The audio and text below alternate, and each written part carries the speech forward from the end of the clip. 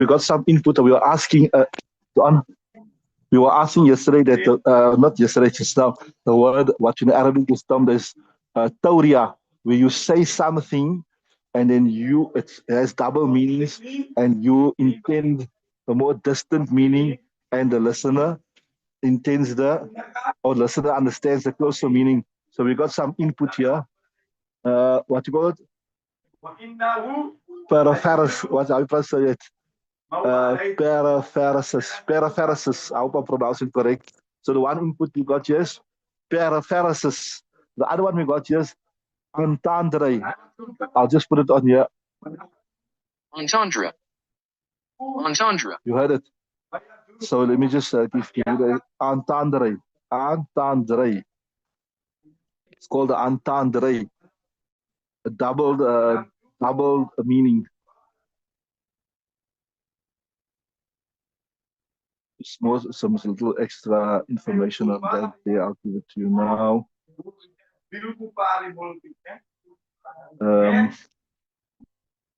Brother Shamil tells us, using ambiguity, a word or phrase that may be understood in two possible ways, right? A word or phrase that can be understood in two possible ways. Also, double entendre, right? I hope I'm pronouncing it right. Double entendre. Sounds like French, huh? A word or phrase that has two meanings or interpretations, a literal and a second meaning. Jazakallah for all those that responded. Jazakallah for all gave input there. Jazakallah. Okay. So, we've got just a little bit of Hidayah Sharif left there. We thought we'll finish that to be most appropriate because obviously we're finishing off today. Right. Okay, read Bismillah from Wala Yudra. Wala Yudra. You got La Yudruna. Okay, fine. What is in the PDF there also? The second, the last two lines. Also, yeah, they got La Yudra. But okay, we can say you go with your La Yudruna, right?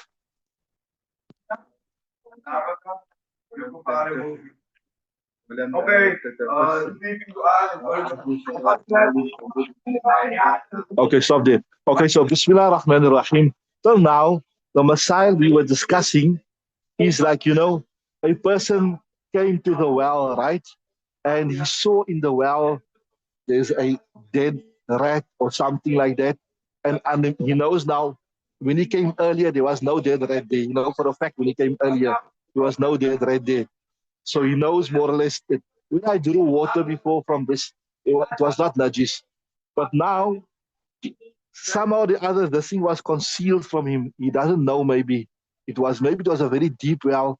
And when he drew the water out, that thing came out. So it could have been 1 day, it could have been 2 days, it could have been 3 days.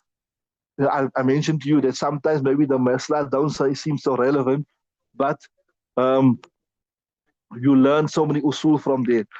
And especially in the next part, when we discuss the next one, if you find some najasat on you, that will be very contextual, very contemporary. So, وَإِنْ وَجَدُوا فِي الْبِئْرِ فَأْرَةً أَوْ غَيْرَهَا. So they found in the well a rat or anything besides it. So وَلَا يَدْرُونَ أَوْ لَا يَدْرَى مَتَى وَقَدْ. You're not certain, it's not known. You say وَلَا يَدْرَى, it is not known. وَلَا يَدْرُونَ, I do not know. مَتَى وَقَدْ. At the same time, وَلَمْ يَنْتَفِخْ, and it did not swell up as yet. So now it fell in, but it did not swell up. So that means it is not very long. You know for a fact it's not very long, but you still don't know, right? So, وَلَمْ تَنْفِخْ أَعَادُوا صَلَاةَ يَوْمٍ وَلَيْلَةٍ. Yeah, they will repeat at least 1 day salah and 1 night. That means 24 hours.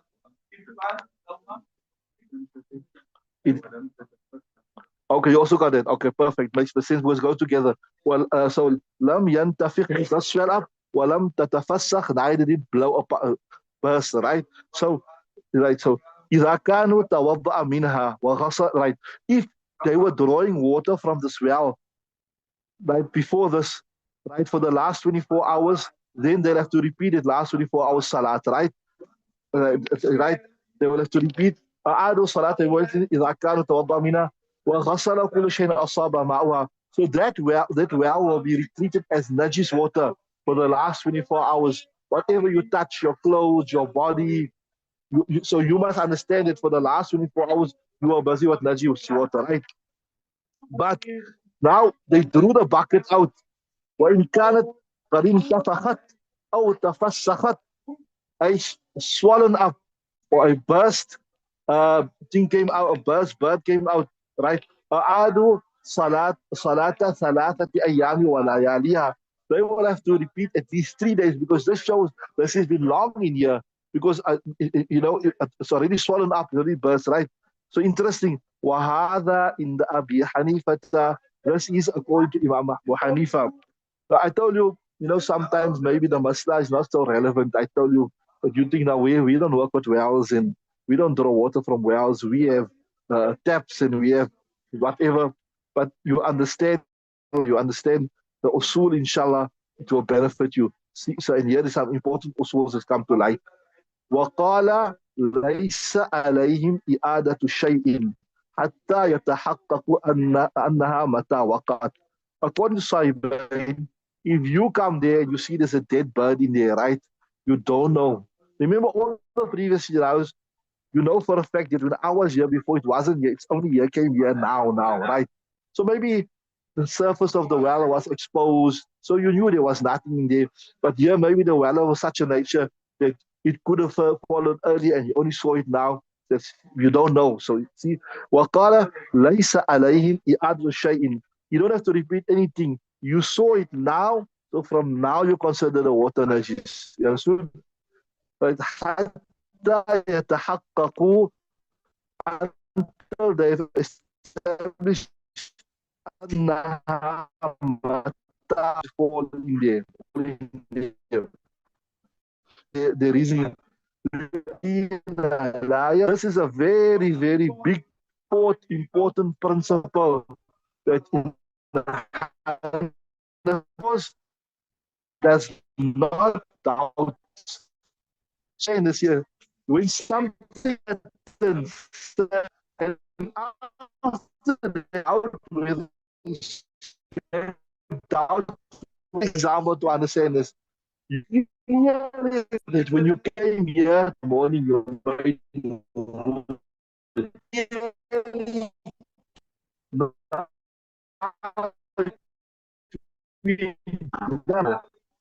so you got doubt. So what is stronger, doubt? Doubt, it cannot remove the. So we will. They can't. Just checking.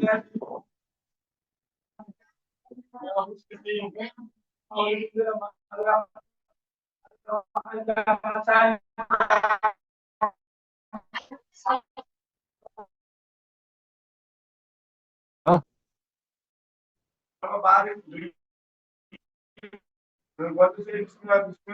So it's very. Well, just check everything.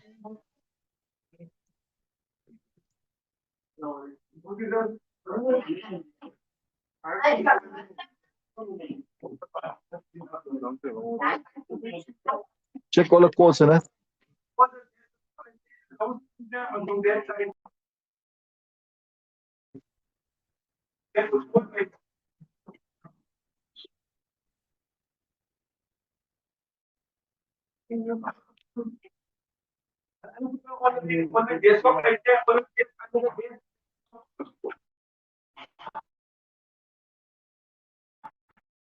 Okay.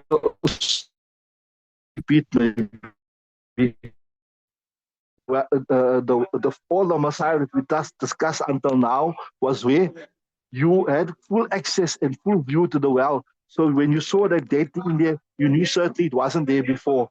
You certain wasn't there. But if the well was of such a nature, you came and you found a dead thing, and you're not sure now, it could have been it could have fallen in there previously or something. So now you're not sure, right? So then Imam Warifa says you must repeat 1 day salah if it was not swollen and not burst, according to and also according to him, if it bursts, you must repeat three days salah, and also anything which the water touched, right? So Sahibain say, no, you don't have to repeat anything. Why? He says, and I told you that I was explaining this principle, al-yaqinu la yazulu bishak. Al-yaqinu la yazulu bishak. When there is certainty in something, doubt that comes after it will not remove it. I gave you the example. You know, when you came to madrasa in the morning, you know 100% you made wudu. Now, whether your wudu broke after it, you don't have doubt. You don't have any type of doubt. Right? So you don't have any type of doubt. So we'll say that that doubt is not strong enough to remove your wudu. So there's a principle where many masail are based upon this. When there's certainty in something and doubt comes after it, the doubt is not good enough to remove the certainty. And look at the converse. Exact. You know for a fact when you came to madrasa in the morning, you went to toilet. You know, because you clearly remember I went to toilet. But now, did I make wudu after that or not? I'm not sure. So there, same thing. You say no. You say that that certainty of going to toilet or making a hadith, it cannot be removed by the doubt of whether you made wudu or not, right? So based upon this masla here, also I want to say something else. So many times people, they have this illness. We done this in the beginning of Mishkat Sharif. You know what they call in Arabic waham, and in English they call OCD, obsessive. What's it? Obsessive compulsion disorder. Like you wash your hands all the time, or you want to make wudu all the time, etc., etc. Every time you got a doubt your wudu broke, etc. So through this principle, inshallah, you can cure that illness. Through this principle, you can cure that illness. So Mufti Taqi Uthmani in his darset in the meeting, he mentioned something very interesting. He says, if a person is doubting whether he has wudu or not, right? Until he cannot take a qasam, he said, I got so much certainty my wudu broke. I take a qasam on Allah's name that my wudu broke. Until you don't have that much of certainty that your wudu broke, do not consider your wudu broken. Right? Now, why? I tell you this OCD or what, obsessive compulsion, whatever, it's an illness. The more you feed it, the more it grows within you until it takes over your whole life. It controls you. So I'll give you a simple example. You always doubting your wudu. Did I break my wudu? Did some wind escape or something? Okay, let me just make wudu to be certain. Let me just make wudu to be certain. So now you're going to make wudu. So now you're feeding that illness. What you're doing that?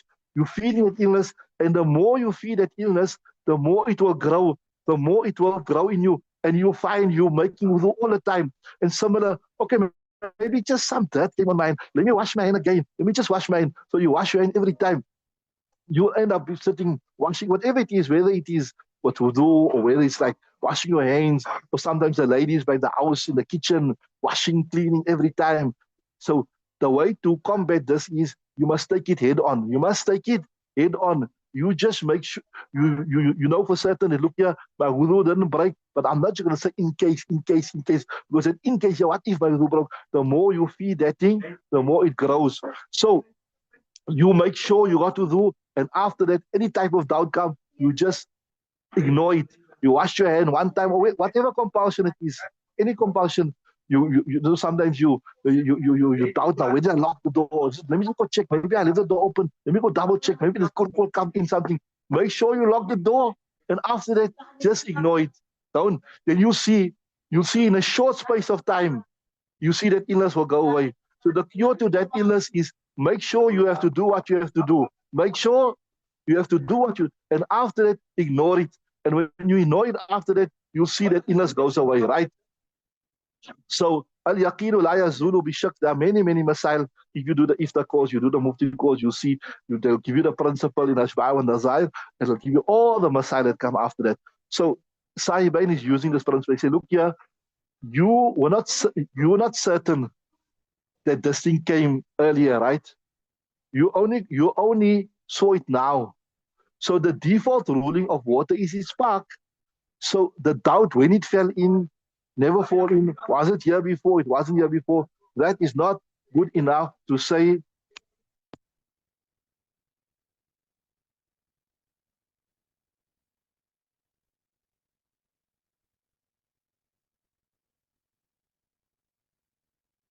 Okay, so that is the same principle they use, that prior to that there was doubt when it fell in. So the default ruling of being park cannot be eroded, right? And then they say, and yes, I even uses another masla. I say, وَصَارَ كَمَنْ رَأَى فِي ثَوْبِ نَجَاسَةً وَلَا يَدْرِي مَتَى أَصَابَتْهُ. We say, look here, there's another masla. If you all of a sudden you see some najasat on your clothes, right? You're not sure when it was. Or maybe, for example, uh, you saw on your underwear some type of najasat, right? You're not sure when it came. So you will only when you saw that najasat. So for example, you went to the toilet now, right? You saw some najasat on your underwear, right? You don't know, you got no idea when this najasat came here. So Sahib been saying that the masla is this here, that you'll only consider your clothes najis from the time you saw your najasat, right? You won't say, oh, what if this najasat was here Fajr time? What if the najasat came on my clothes Fajr time? That means my Fajr is not done. I must repeat my Fajr. Oh, I'm not sure. Say, no, no, no. When you saw the najasat, right, from that time you consider it najis. Don't consider it before that. So what Sahiban is doing, they're using this masala here and he's saying, like how in the cloth masla, in the najasat masla, you only consider it najis when you see it. So same thing here in the well, we'll only consider it najis when the what you call it, when the najas when you see the najasat there, right? Yes. Because you say you got no certainty. Maybe it fell in after it wasn't there, it just fell in now or something like that, right? So ولي أبي حنيفة أن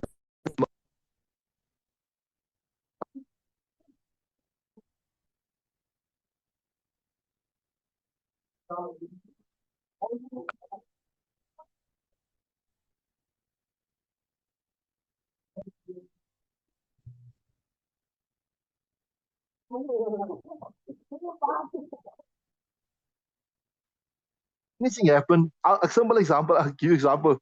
You came into the room, right? You see the guy's neck is cut off, but you see a man standing with a knife there, big knife, and he's full of blood. What do you do? What will you say? You won't say this guy was cutting biltong, he was eating biltong. You won't say that. You say that this guy is the one who killed him, right? So you attribute something to its most apparent cause, outward cause, right? So so what he's saying is that here, if you find a dead animal in the well, the apparent cause is it died because it fell in the water. You understand what I'm saying? See what he's saying. ولأبي حنيفة أن للموت سببا ظاهرا, that for the death of these animals there is an apparent cause. And what is the cause? وهو الوقوع في الماء. It is that it fell in the well, right? فيحال عليه. So we will attribute the death to the falling in the water, right? What we will do? So we'll say, look here, this thing fell in the well and it died, right? But now, إلا أن الانتفاخ والتفحص دليل التقادم. So now we'll attribute the death to it falling into the well, right? But now we know if it's already swollen up or if it has burst.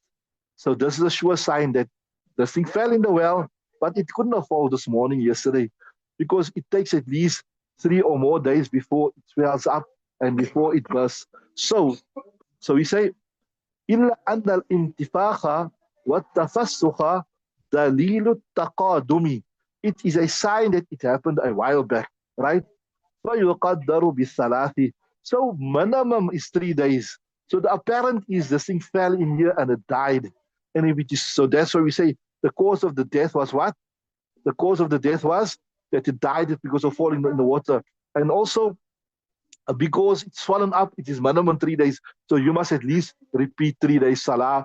Any utensils that came into contact with, any clothes it came into contact, we will reply.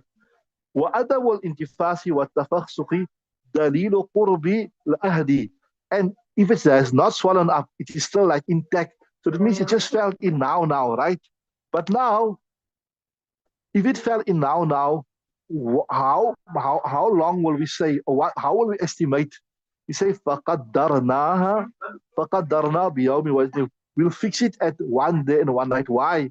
لأن ما دون ذلك ساعات لا يمكن ضبطها. They say, look here, if you want to fix a time, if you wish to fix a time, you have seconds, you have minutes, you have hours, and then after you have days, then you have weeks, then you have months, right?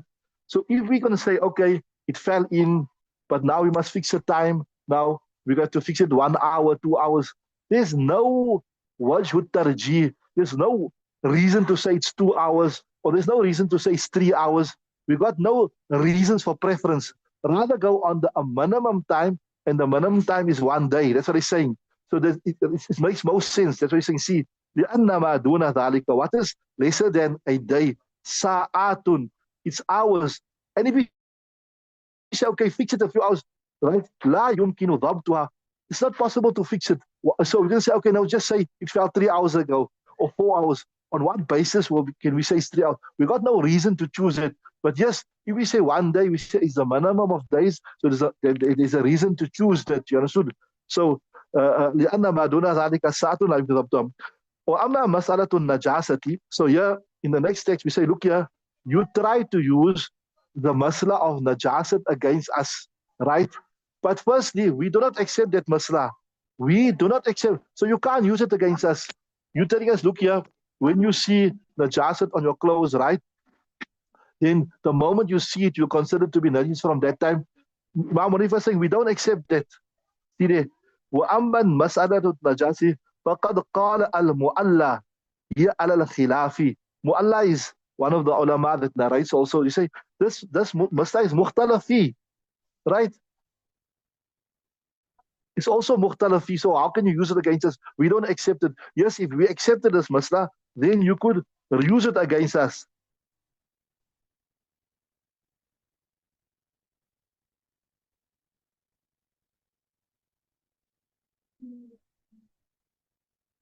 You with me so far? That we don't accept this.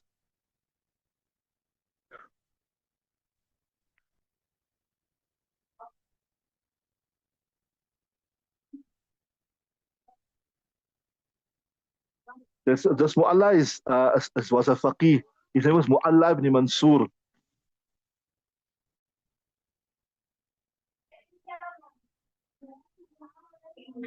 So here also, he says that you can't use this against Imam Abu Hanifa because Imam Abu Hanifa's masla is also the same like this.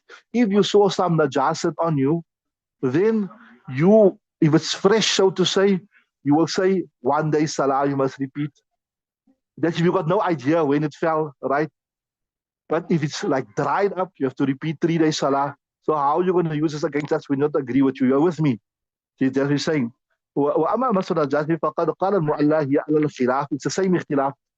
فيقدر بالثلاث في البالي. It will be fixed with 3 days in dry. وبيوم وليلة في الطريق. And it will be 1 day and 1 night with regards to fresh one, right?